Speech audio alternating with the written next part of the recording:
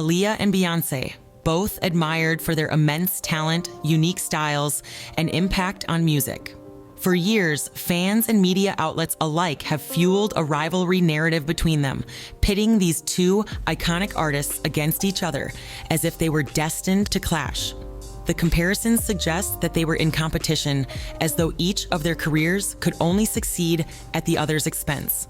While it's easy to see why two young stars in the same genre might be seen as rivals, looking at their unique paths in the music industry shows that this idea might not hold up. In this video, we're going to uncover how Aaliyah and Beyoncé's careers evolved in parallel. We'll explore why the narrative of rivalry between them ignores key aspects of their artistry and careers, and discover who was really Beyoncé's competition in the 90s and early 2000s. Stick around as we explore how these two icons each reshaped music in their own ways, and discover why, in reality, Aaliyah was never Beyoncé's rival. Before Beyoncé and Aaliyah became rising stars, they both got their first opportunity to perform in front of a nationwide audience around the same time and on the same talent show, Star Search. This groundbreaking talent competition aired from 1983 to 1995 and served as a crucial platform for aspiring artists to showcase their skills to a large audience. But even then, the artistic choices they made couldn't be more different.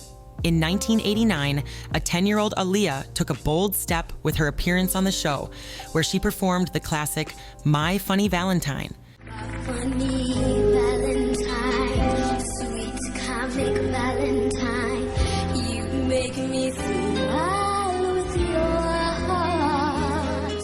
Choosing a classic ballad allowed Aaliyah to spotlight her emotional depth, maturity, and poise, which set her apart from typical young performers. This song, with its slow, contemplative rhythm, required precision and subtlety, both of which Aaliyah delivered in a way that hinted at her future as an artist with a sophisticated, almost ethereal style. Stay, little Valentine, stay.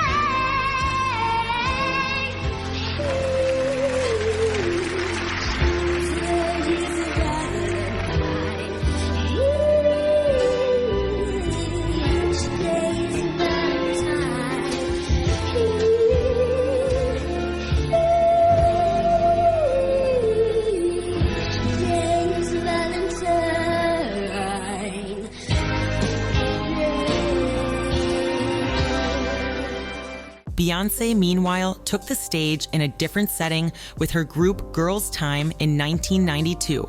By performing Talking 'Bout My Baby, an upbeat new jack swing track, they were aiming to align with the popular R&B and hip-hop trend of the time.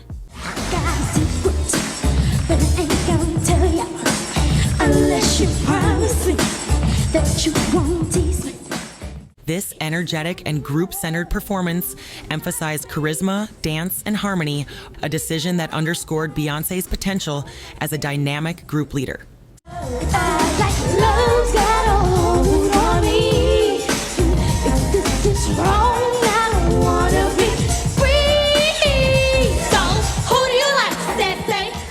Though both Beyoncé and Aaliyah lost the competition, their experiences on Star Search were formative. Their contrasting styles and approaches to the same assignment are evident here. Aaliyah's solo approach and classic choice revealed a preference for subtlety that aligned with her later career's laid-back and mature image. Conversely, Beyoncé's group performance and their choice of an upbeat song foreshadowed her ability to craft catchy music with strong commercial appeal. Their journeys were just beginning, and the resilience they demonstrated in the years that followed would be pivotal in shaping their paths in the competitive world of entertainment. At 12, Aaliyah signed with Jive Records, marking a major step in her young career. Guided by her uncle Barry Hankerson, she was introduced to R. Kelly, a leading R&B artist whose hip-hop influenced style was reshaping the genre. R. Kelly became the main producer and songwriter for her debut album, Age Ain't Nothing But a Number, helping Aaliyah develop a distinct sound that combined her youthful aura with mature R&B elements. Releasing her debut at 15, Aaliyah faced skepticism due to her age and her connection with R. Kelly, whose influence both fueled her rise and sparked controversy. Despite this, the album's success was undeniable. With hits like Back and Forth and At Your Best, You Are Love, Aaliyah quickly established herself as an R&B innovator, selling over 3 million copies and paving the way for other young artists like Brandy and Monica. After achieving significant success with her debut album, she sought to distance herself from the influence of Jive Records and R. Kelly. This desire for creative freedom led her to sign with Atlantic Records. This transition allowed Aaliyah to take control of her artistic direction by collaborating with innovative producers like Timbaland and Missy Elliott, who would help shape her sound into something unique and groundbreaking. The decision to work with Timbaland and Missy Elliott represented a significant leap into a more experimental style that diverged from the mainstream R&B sound of the time. Critics and fans alike were curious about how this shift would be received, especially given that Aaliyah had already established herself as a successful artist with a different sound. The release of One in a Million in 1996 proved to be a critical turning point for Aaliyah. The album received widespread acclaim for its innovative production and Aaliyah's smooth vocal delivery. Songs like One in a Million, If Your Girl Only Knew, and Hot Like Fire showcased her ability to merge catchy melodies with intricate beats. She became known as a trendsetter and was mainly concerned with creating innovative music as opposed to achieving commercial success. I like to look at myself as a trendsetter, as an artist that's cutting edge, and just an all-around great performer. It's important to know what's going on and what's hot and what people are liking, but I never let that dictate what I'm gonna do. You know, when it comes time for me to record, I totally shut myself off from what's going on in music, and I make my music. You know what I mean? I make what I think my fans are gonna like. They know me, they expect a certain sound and a certain style, and they expect me to come with something different, and that's what I concentrate and focus on, and I hope that people feel it, but I never let whatever's going on influence that. Her ability to adapt to changing tastes while remaining true to her artistic vision would be crucial for sustaining her career momentum.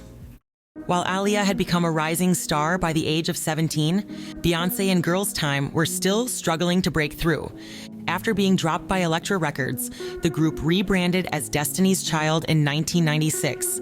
They eventually signed with Columbia in 1997 and released their debut album the following year. Although No No No, the lead single from the album, reached number 3 on the Hot 100, the overall response to the album was tepid. The record struggled to gain traction and peaked at a disappointing number 67 on the Billboard 200. The uncertainty of their early recordings not resonating widely left the group on the verge of being overlooked, and they began to question whether their hard work would ever pay off. But just when things started to look bleak, they found support from none other than Aaliyah herself. Their single, Get on the Bus, was produced by Timbaland, with choreography by Fatima Robinson and Aaliyah. In a 2023 Instagram post, Latavia Robertson honored Aaliyah for her guidance, noting that Aaliyah's support was crucial in their early days. This gesture highlighted a sense of camaraderie among female artists of the era. But despite this boost, Destiny's Child knew they needed a major hit to solidify their place in the industry.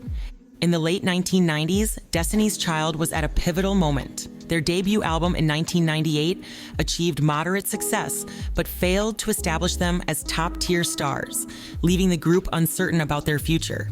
Determined to stand out, Destiny's Child poured their energy into creating a unique identity with their second album, The Writings on the Wall. The record would become their breakthrough album and catapult them into the mainstream. With chart-topping singles like Bills, Bills, Bills, and Say My Name, the album was celebrated for its fresh mix of R&B, hip-hop, and pop, coupled with themes of female empowerment and independence. Selling over 8 million copies in the US, it cemented Destiny's Child's signature sound and identity and established them as an undeniable force in music. Despite being two rising stars in the music industry, Aaliyah and Beyoncé were not rivals for mainly two reasons. First, by the late 90s, it became clear that Aaliyah and Beyoncé had crafted distinct artistic identities. Their unique approaches to genre, vocal style, and performance not only set them apart, but also appealed to separate audiences with different musical preferences. Aaliyah's positioning was that of a trailblazer, crafting a unique and trend-setting sound, while Beyoncé sought to build a mainstream pop R&B sound and established herself as a crossover powerhouse. Destiny's Child leaned toward a pop R&B fusion, especially in their early work. Their music often incorporated more pop-friendly, radio-ready hooks and themes that resonated with mainstream audiences. Songs like No No No and Bills Bills Bills were grounded in accessible narratives about empowerment, relationships, and independence, delivered through catchy, straightforward production that appealed to a wide array of listeners. By comparison, Aaliyah brought an experimental edge to her tracks. Timbaland's innovative production, with sparse beats, syncopated rhythms, unconventional samples, and heavy bass, created a soundscape that felt almost otherworldly and starkly different from the polished R&B of the 90s.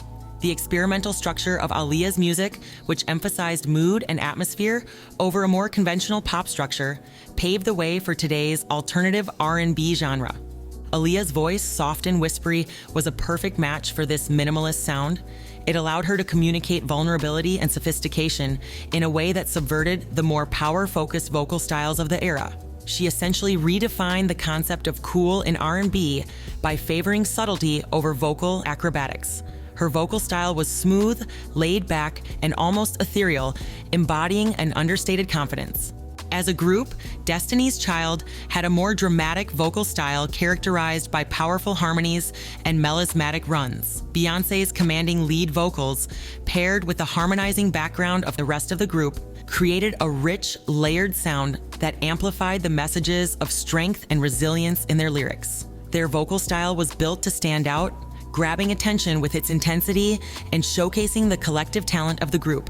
Destiny's Child's performances were high energy and carefully choreographed, often showcasing synchronized movements that underscored their unity as a group.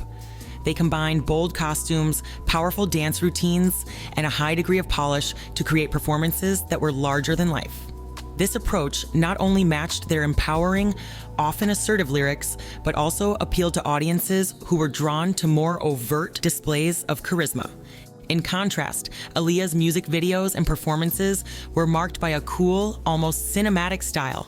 Her choreography was fluid yet minimal, often rooted in hip-hop dance moves that matched her laid-back image.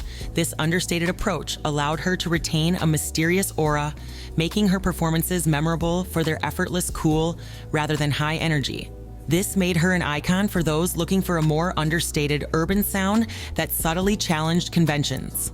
Destiny's Child, on the other hand, tapped into a broader, more mainstream demographic. The group's polished, high-profile image, along with their relatable lyrics about relationships and self-respect, garnered a wide fan base that was drawn to their accessible yet powerful portrayal of modern womanhood. The contrasting artistic paths taken by Aaliyah and Destiny's Child illustrate how they were never in direct competition, but rather thrived in parallel. Secondly, since Destiny's Child was focused on mainstreaming R&B as opposed to exploring groundbreaking sounds, their true competition in the music industry was not Aaliyah. At the time, artists like Brandy and Monica were leading the charts, especially with The Boy Is Mine in 1998, a massive hit that demonstrated the appeal of relatable radio-friendly R&B. TLC's fan mail in 1999 blended strong hooks with accessible themes, helping to solidify their mainstream dominance. Meanwhile, Jennifer Lopez's early material displayed a blend of pop and R&B similar to that of Destiny's Child. The group's artistic direction mirrored these artists, making them a closer commercial rival to other music acts that released mass appeal music than to Aaliyah. So where does this narrative of rivalry between Beyoncé and Aaliyah come from? Since both were breaking barriers as young R&B stars, the press found an easy hook in comparing them, which created a perception of competition that neither artist explicitly endorsed. In 2001, Aaliyah's death created a void in the R&B scene, leading to discussions about who would fill that space. The year following Aaliyah's passing, each of the 3 members of Destiny's Child launched their solo careers. Beyoncé eventually released a hugely successful debut solo album in 2003 and established herself as a dominant force in the music industry. As Beyoncé's career skyrocketed, some fans speculated that her success overshadowed Aaliyah's legacy, leading to what-if discussions that often ignore the nuances of each artist's distinct career path. Some argued that Aaliyah could have potentially overshadowed Beyoncé if she had lived, while others maintained that both artists occupied different lanes within the genre. Over time, conspiracy theories emerged, alleging that Beyoncé may have orchestrated Aaliyah's accident because she felt threatened by her. In reality, Beyoncé had already surpassed the level of commercial success of Aaliyah by 2001. By the end of that year, the domestic sales of Destiny's Child sophomore album alone had nearly equaled those of Aaliyah's entire discography. This shows that Beyoncé was already an established artist and a force to be reckoned with in the music industry even before Aaliyah's passing. Aaliyah's music wasn't competing with Destiny's Child's crossover appeal. Instead, it complemented it by broadening the landscape of R&B, proving the genre could be innovative and edgy, while Destiny's Child demonstrated it could also be massively mainstream. In that sense, Aaliyah and Beyoncé's works stood side by side, each pushing the genre forward in ways that were distinct but mutually reinforcing. Do you think this so-called rivalry between Beyoncé and Aaliyah was real, or were they simply carving out their own paths in the industry? Let us know your thoughts in the comments.